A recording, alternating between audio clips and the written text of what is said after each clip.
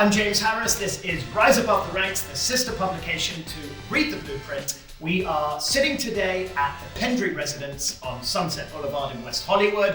We have an unbelievable episode today. Very special guest. We have Jason Oppenheim here with us today, and we're going to be wrapping up the season today talking about our prediction for the real estate market in 2023. And no one better than David Parnes, Jason Oppenheim, to discuss that. Firstly, Jason, welcome. Thank you so much for being here and joining us. Thanks, guys. Before we even get into it, congratulations on all your success. Congrats on the success of selling Sunset. I don't think I went maybe an hour of walking the streets of London without somebody asking me about the show, which was pretty cool. So congratulations to you. Imagine you were actually walking in London. Yes, he's done it. Is it insane? A couple times. It's a lot. It's good, and you deserve all the success. And Dave and I are big fans of you.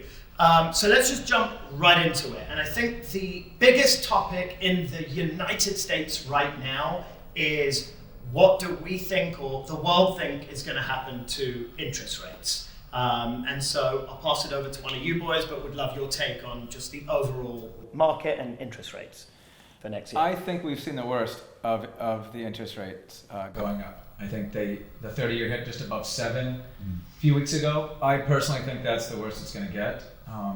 I think we're probably going to, I'm not saying the Fed won't continue to raise. They'll probably raise 50 bips, maybe once or twice more. But I think we've got a handle on inflation. I think we've seen the worst of inflation as well. I think once we start seeing more positive news out of inflation, that interest rates will end up in the 5 to 6 range, which is manageable and, quite honestly, probably healthy, because interest rates in the 2s and 3s were just creating, it was just too much fuel on the fire. I couldn't agree more. Actually, if you look historically as well, we say interest rates are in the 5s.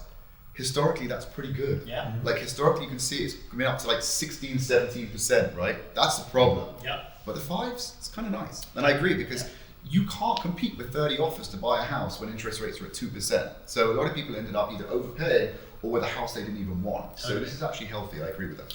It's going to be interesting. I think through COVID in the 2s, we became used to it. But what's happening now is like interest rates are just normalizing, right? That wasn't normal. Whoever capitalized on it, good for them. I know that Realtor.com... We became spoiled. We did become spoiled, which is always nice. We all love to be spoiled. But Realtor.com are predicting for 2023 that we will see an average interest rate of 7.4%. I don't know. Somebody said to me, you're not, what was it, Dave? You're not married to your loan, you're just dating it. But unless you have the properties that Jason has with a lot of 2% loans on there, which is great. He's married to those. But no, in general, I just bought a house recently, you made me buy it, right? Well, I'm glad you made me buy it. I'm glad I made you buy it. But I bought it at 4.6%, right? And that's not bad, right? We've had this conversation before. That's actually good. If it wasn't in juxtaposition to the ridiculously low rates the last couple of years. Exactly. 4.6%, if you ask just about anyone outside of our generation, they're saying that's a good rate. Yeah, 100%. And I think to our viewers who are predominantly real estate agents, I think you just have to explain that wasn't normal. This is our new normal. Buyers can refinance down the line, and you have to sort of find the glass to be half full, not half empty, through the remainder of these higher rates. And as a buyer, you can actually buy the house you want. Like, I just bought that house. There's no way I would have got it if interest rates were in the 2s, because I'd have 10 other people competing with me, right? 30 other people with what we experienced. You're right. So it's kind of nice because you have the combination of getting the house you want, right, and being able to refinance in the future. And frankly, not even getting a bad rate right now. And I think that buyers right now still have that memory of interest rates being so low. Yeah. But in a couple years, they won't be remembering the 2 and 3%. The 4, 5, 6% will be normalized, as it should be, and then it will be okay. It's just, when McDonald's sells a burger for 99 cents and it goes up to $1.50, you're like, wait, but then a couple years later, you're going to remember the 99 cents. 1,000%. So now let's go into 2023. Do we think it's going to be a buyer's market or a seller's market? Oh, I think definitely neither. Yeah. I think it's going to be like a good homeostasis. And I think it's just going to be a healthy market, in as much as sellers are going to need to be realistic to sell their house, and buyers are going to have to recognize that they're not going to be able to throw in a low offer and get a deal. Yeah, I actually think it's really healthy. I think this is balance right now. It's like almost like equilibrium. Before it was just on tilt. one way, then on tilt the other way, Yeah. and now it's like kind of balanced. And the reality is this is nothing like the '08 recession, right? Where No. people are losing jobs, Maybe people are close. losing money, and banks are closing down, and the subprime mortgage crisis is just defeated. This is just what's happening. There's still a lot of money out there. You said it. If a seller's realistic, they'll sell. If a buyer's realistic, they'll buy. And that's sort of a little more healthy than what we saw through COVID, which was just a pure seller's market where properties were selling at 20, 30, 40% Yeah, of totally. market value. And so I welcome it. I'm excited for 23 in that Listen, respect. 2021 was on steroids. Yeah. It was Yeah. unsustainable and it was unhealthy. Yeah. And it wasn't just real estate. I mean, any collectible was going Yeah, through. cars, it was just watches. not a good. It was not a good economy. It was Yeah. just so off, like you said, off kilter. Yeah. That now we're just coming back to normalcy. Yeah. And that's we're off steroids and now we're just playing regular baseball. Yes. And that's the way it should be. Love that. So a big topic of conversation, obviously, is the market gets tougher.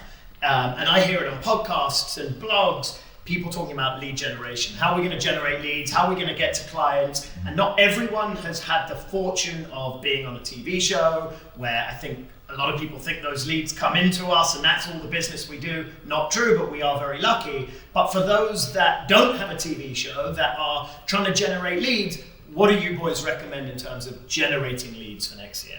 I mean, I might not be the right person for this because I'm not hustling lead generation the way that I used to have to 10 years ago. But let me harken back to the good old days. And I think where I did the best was open houses. Yeah. For me, that is literally a line of real buyers coming through. And it's a Absolutely. gold mine. And I would hold them aside. I would talk to them. I said, "Where do you live now? Yeah. Have you seen any other good homes, on the market today?" I knew every open house that was going on. I knew the goods and bads of every one of those homes. I knew everything that sold. I would ask them where they live. I would know what sold on their street. I wouldn't try to impress. I would have 3-4 minutes to impress them, and I would just spill my experience and knowledge on them. Get their number, not have them sign in, but I would put their number in my phone and say, "Do you mind if I just?" And but the other thing too is I would never say, "Are you working with an agent?" Yeah. Because you're forcing them to say yes. 100%. So I would never ask that question. I would just say, if you're not wedded to anybody, I'd really like to be able to work with you. Yeah. Then they'll say yes. If you say you're working with an agent, they're gonna be like, "Oh well, yeah," then you screwed yourself. 100% agreed. And the other thing is, just on open houses, people always say, "Oh, the looky-loos, the neighbours walk in, waste of time." They're not a waste of time because they own the houses all around Yeah. there. They know you. When they come to sell, you need Yeah. a good impression. You'll probably Could get that not listing. agree more. I've gotten a lot of listings from people seeing my open house signs, coming to the open Sure. house, and they like me and they call me. Right. So I totally agree.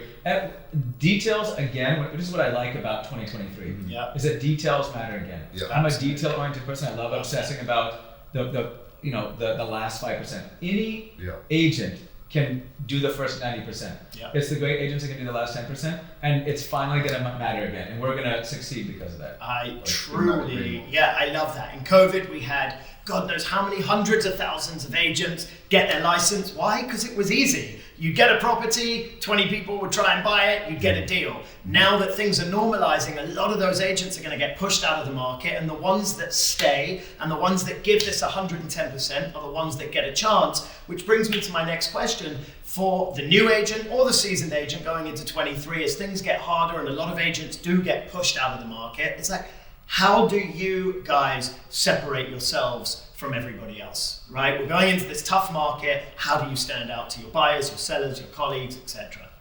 I mean, again, I think it's in the details. I think it's always been in the details, unless you go through these markets that are on steroids, like 2021. So it's going out and, again, I mean, I hate to tell people there's no secret to it, but it really is the hard work. It's knowing every single property that's sold. It's being able to walk into a house, know what it's worth. It's being able to speak directly to a client, tell him what's right about the house, what's wrong about the house. Don't tell him what he wants to hear. Your buyers, I also am a big believer when it comes to buyers in showing them far more than what they think they want to see. I mean, my buyers always tell me they want a contemporary, and I'll sell them a traditional. But in selling a property, I think it's just in hard work. Now you're going to be calling other agents. Now you're going to be having team meetings. You're going to be really marketing a property as opposed to throwing it up on the MLS and getting 20 calls. So I like this. This is when I think my agents excel, and I think when I excel is when what makes me better actually matters again. 1,000,000%. And I think it's all about thinking outside of the box, being different, being unique to who you are, having the knowledge and information at your fingertips. That's all we're really worth, is the knowledge at our fingertips, right? If you can And provide that includes, value, by the way, taxes. Yeah, of course. It includes the laws, taxes, contracts, inspections. I mean, I went out and got my contractor's license because I wanted to be able to speak to clients about, their roof, or like I wanted to get an inspection report for a sewer line and say, oh, we can sleeve this. You only have your ABS line to the street. I want to know what the hell's going on.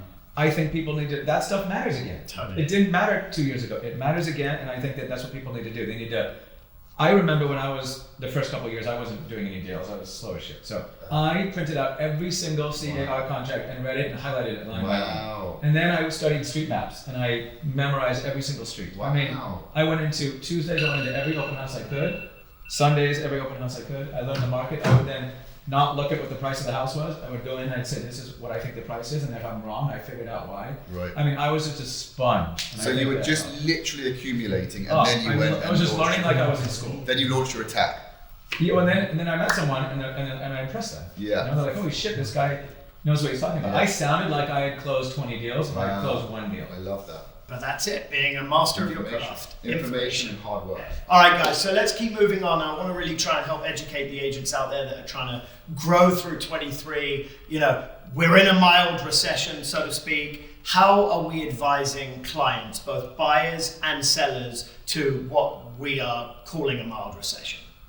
Jason. Sellers, I think, need to get ahead of the price drops. So I don't think you can be overpricing the way that we used to, And by the way, that's important for us and every realtor listening.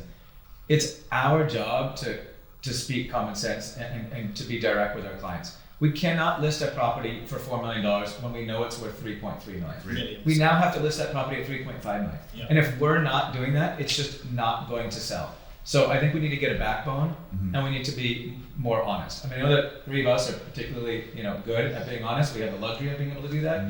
But I think that's going to be the new normal right now, is accurate listings. And then buyers, I think, have to dispel the idea that there's another shoe to drop. There's no other shoe to drop. Yeah. And two, they're not going to get, first of all, waiting is stupid.